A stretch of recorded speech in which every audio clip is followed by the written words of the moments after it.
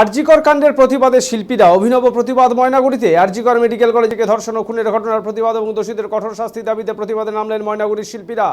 রাস্তা অবরোধ কিংবা মিছিল নয়, কবিতা, গান, পথনাটিকা দিয়ে এই প্রতিবাদে নামলেন তারা। শুক্রবার সন্ধ্যায় ময়নাগুড়ি ট্রাফিক মোড়ে এই প্রতিবাদ জানান তারা। মূলত তিলোত্তমার সুবিচার এবং দোষীদের দৃষ্টান্তমূলক শাস্তির দাবিতে এই কর্মসূচি বলে জানিয়েছেন শিল্পীরা।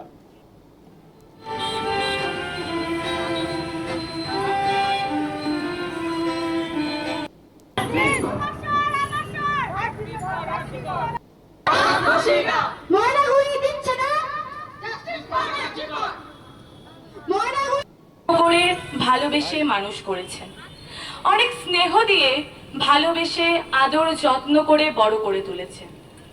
জানেন, কখনো কোনো কষ্ট অনুভব করতে দেয়নি, কোনো অভাব কখনোই বুঝতে দেয়নি। নিজেদের সামর্থ্যের বাইরে গিয়ে আমাকে ডাক্তারি পড়িয়েছে।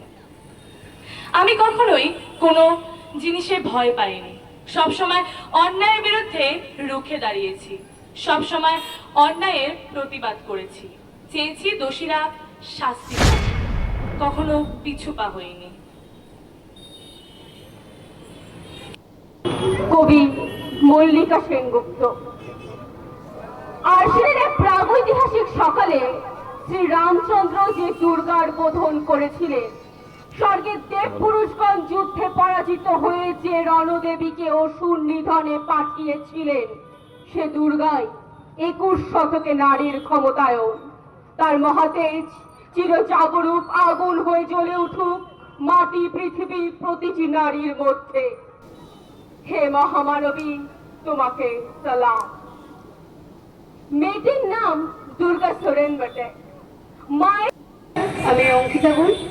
আমি আজ আমার নিজের লেখা একটি কবিতা পাঠ করছি। কোথায় হারিয়ে গেল তিলোত্তমা?